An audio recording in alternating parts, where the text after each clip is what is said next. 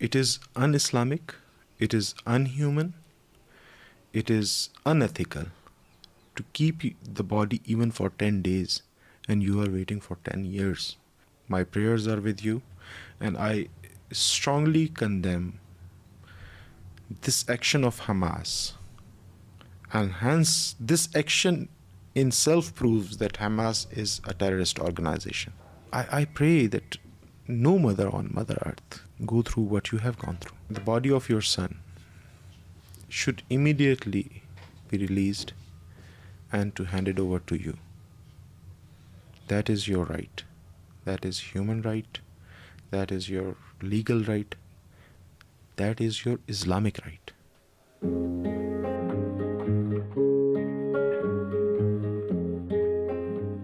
I'm Leah Goldin, mother of Hadar Goldin, that almost a decade ago, he was kidnapped and murdered by the Hamas in violating a ceasefire. This all happened on August 1st, 2014, after the Hamas launched thousands of missiles over Israel, and the IDF decided to enter Gaza to destroy the underground terror tunnels. My name is Syed Mudassir Shah. I am from Pakistan. I chair a Sufi Council, which is a networking organization of Sufi leaders around the globe. It is my honor to be here, but first accept my condolences. Okay. I cannot share your pain because I realize as a father, as a son, that what you have gone through is even hard to describe and hard to feel. My humble prayer is that no mother in the world go through what you have gone through. On August 1st, 2 hours after ceasefire was declared by the United States, United Nations, Qatar, Egyptians, Hamas violated this ceasefire, killed his team, and kidnapped Hadar into an underground terror tunnel. And his friend and officer entered the tunnel, found his clothes, realizing that he was kidnapped. Unfortunately, 36 hours later, the IDF decided that there is no chance that he is alive, according to forensic evidence. And since then, the Hamas is holding the body of my son, preventing from us his burial, and using him as a bargaining chip to blackmail Israel and the whole world. And I'm here as a mother that is struggling with my family along the years to convince the world that this is not just a violation of the international humanitarian law. This is a violation of our basic religious value as Jewish people, and according to all the religions, specifically according to the Islam, that we very soon learned that Prophet Muhammad, quote, that he's not bargaining with bodies, even bodies of enemies, and those have to be released to their families immediately and unconditionally for decent burial according to our religions. Let me be very honest, very straight, very clear in my words, that keeping the body of your son is not a religious thing. It has no religious justification in Islam. It is not a humanitarian thing. Humanity, religion, ethics, values, traditions, nothing allows it. The body should be returned to its origin, to its family, as soon as possible, without any condition, without any terms, without any negotiation. That body belongs to the family, and according to Islam, I'm speaking with full responsibility. it deserves a burial as soon as possible. It is un-Islamic, it is unhuman, it is unethical to keep the body even for 10 days and you are waiting for 10 years. My hearts and thoughts go with you, my prayers are with you, and I strongly condemn this action of Hamas.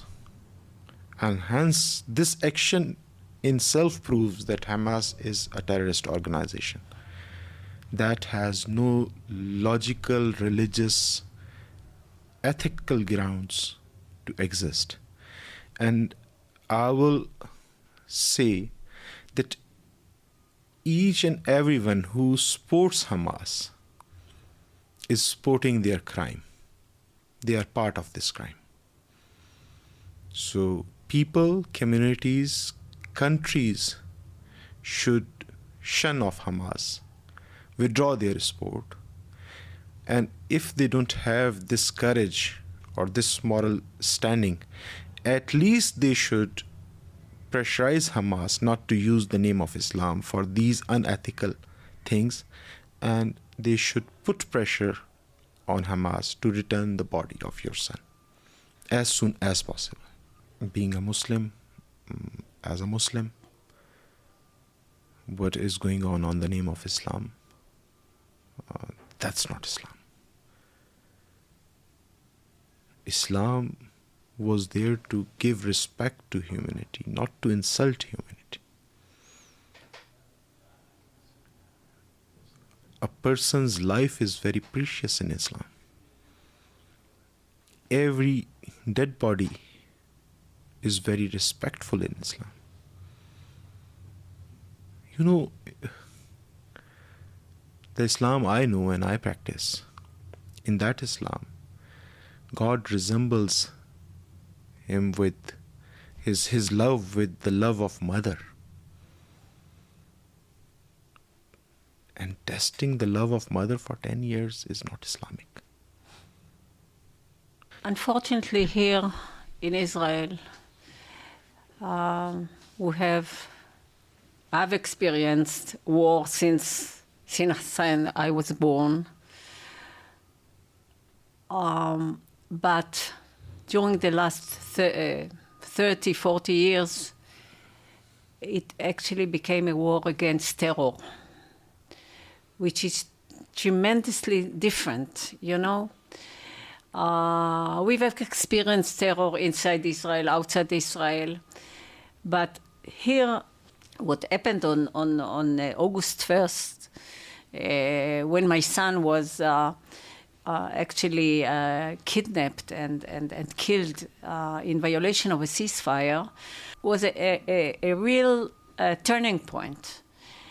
Because we in Israel have been we are used that if there is a war, at the end of the war, you know, there is exchange of prisoners of war, and to begin with the dead one, with the deceased one, which is, as we talk, happens in Ukraine. They exchange the deceased.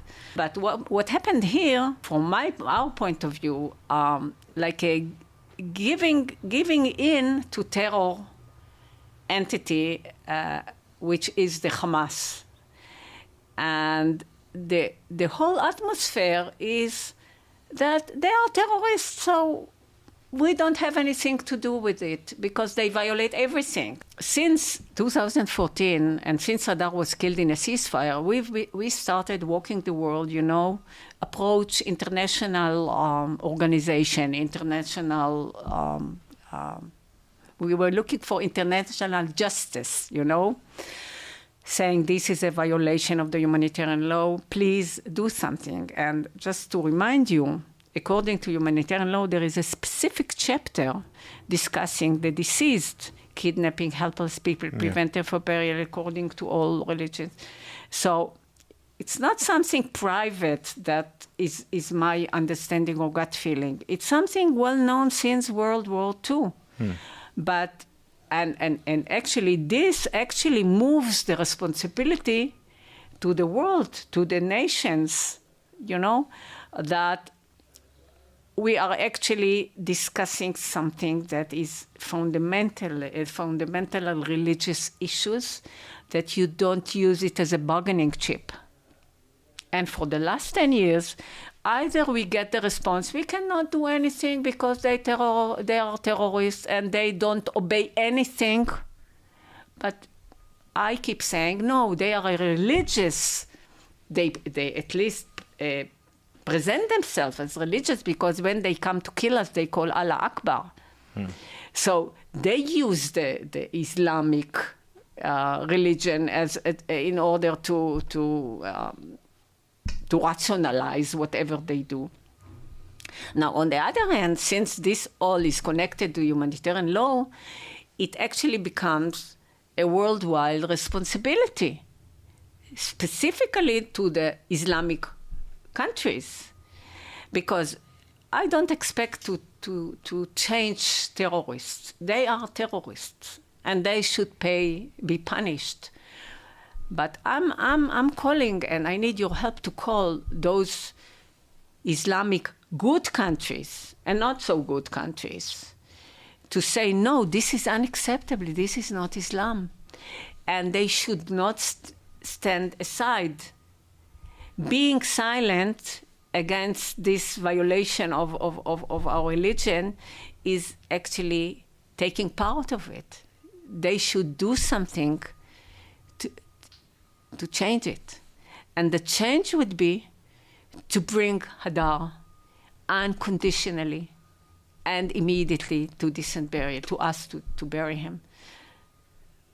And I don't know, Hadar, the meaning of the word Hadar in Hebrew is glory of God.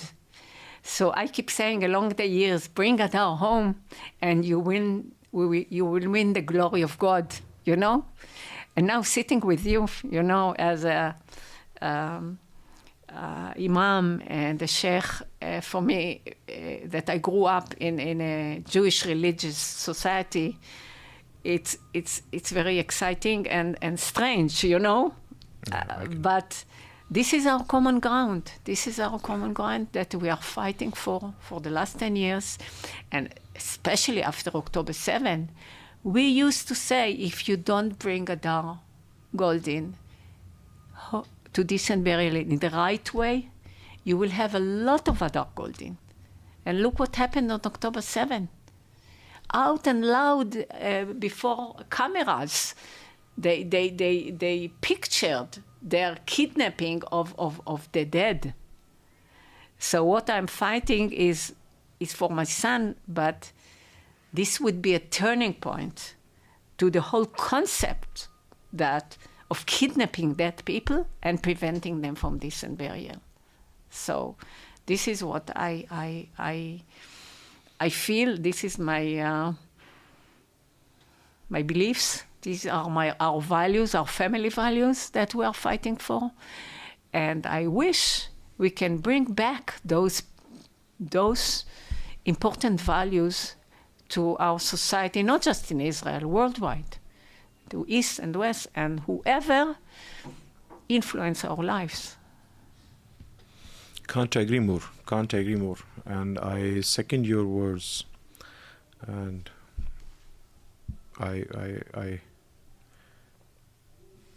I'm very clear. I'm very straight. I'm very honest that terrorism is terrorism. It should be considered as terrorism in every country, in every society. There should be zero tolerance against terrorism, whether it's Pakistan, whether it's Israel, whether it's USA, whether it's East or West. There should not be any place for terrorists. There should not be any sympathy towards terrorism, whether it's on the name of nationalism or religion. We must have to fight against terrorism together. We must have to fight against terrorism together. And you, me, we are the people who can put our governments and the international stakeholders on a place where we can question them and we can pressurize them and force them not to support terrorism by on any name. And Islam, whosoever claims to relate his or her organization or approach or thinking aligned with Islam, they should be aware of it, that Islam has no place for terrorism. And whatever they are doing, this is not Islamic. And now Islamic world is it's changed. Countries, Islamic countries like Pakistan and other countries, they are denouncing this kind of fanaticism on the name of religion. We in Pakistan, we are fighting against terrorism, religious, violent extremism and terrorism for last 40 years. We have gone through huge challenges, still facing it. And we know and we have paid the price of terrorism in our country. So let me assure you that zero tolerance for terrorism in my society. We don't tolerate terrorists and we don't support terrorists. Unfortunately, the lack of information about Middle East, that people of Pakistan are still not aware that what actually Hamas is doing, how actually they are operating, and the Palestinian Authority, how they play with good Hamas, bad Hamas game, and sometimes they be advocate of Hamas attack of 7 October in the international arena, and then in Jenin camp they have to operate against Hamas when Hamas challenges them. So I guess Palestinians should know that their political cause can only be resolved on negotiation table. This is a new world. There is no space for wars anymore. There's no space for terrorism anymore. If there is a political agenda, legitimate political agenda, the only way go forward is negotiation, talks, dialogues, and engagement with communities and countries. I strongly believe in it, and I again repeat that Hamas and the supporter of Hamas, they should hand over the body of your son immediately to you. That is your just Islamic, ethical, moral, human right to have your son's body. I would like to recommend you've been used the word negotiation. From our experience during the last 10 years, and specifically as we talk now, this is a big bluff. Because when you say negotiations, you mean you have the parties around the table, and you have the matters that you discussed on table, and you talk about it. But Hamas is not around the table.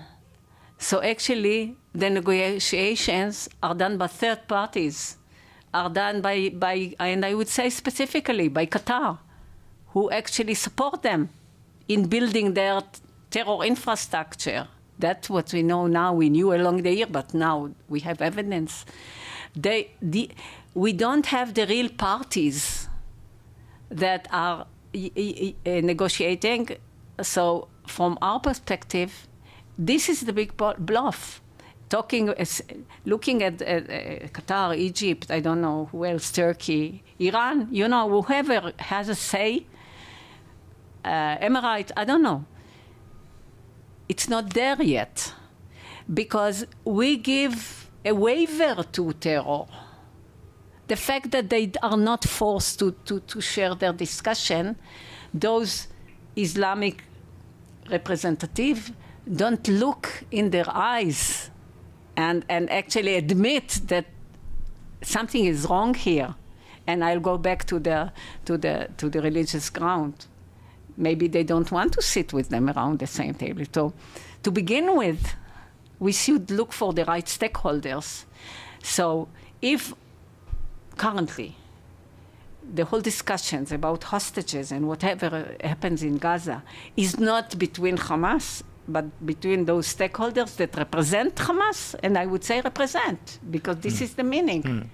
They should take responsibility to rectify this unjust and this violation, I don't know the word, of our religious values. So this is this is the objective we should present to them. And I would like to say that now, having this awful war around us from south in Gaza, from north in Lebanon, from east, from Iran, brings to discussion a lot of parties that can help and convince and motivate the Hamas to do the right thing and let us bring back Hadar home so he can bury him. And I think that one, for me, a major example of how things can be resolved was on April, when the Iranian launched those horrible attacks against Israel, missile attack on Israel. And what we learned is how the coalition of all countries can help to prevent and destroy this attack. And those countries are not necessarily friends, but they have a shared enemy, this attack, and they knew what to do at the right time. My wish is to create this coalition, even the same and more, of allies that will help bring my son and all the other deceased and other hostages in the right way. But I'm talking about my son, and this will be a turning point, to use their power to do the right things. And I don't know, yesterday was the International Holocaust Day, and we are, both of us, me and my husband, second generation to Holocaust survivors. And as we talk, my daughter was in Poland, now in Auschwitz. My grandfathers, my parents' family did not have any grave, because they were killed by the Nazis, my father's family. And it's unbelievable that now, in our modern time, we experience the same thing. But what actually brought us the victory in Second World War was the joint force of the Allies, that first of all fought this enemy called Nazism at that time, Nazis.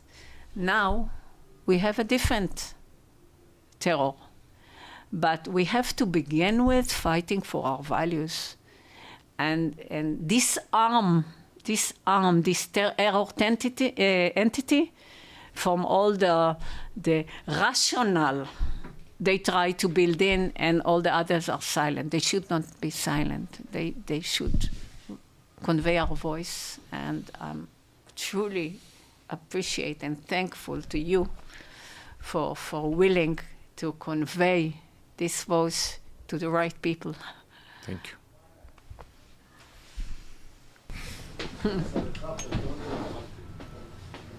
you. Thank you so much. Really.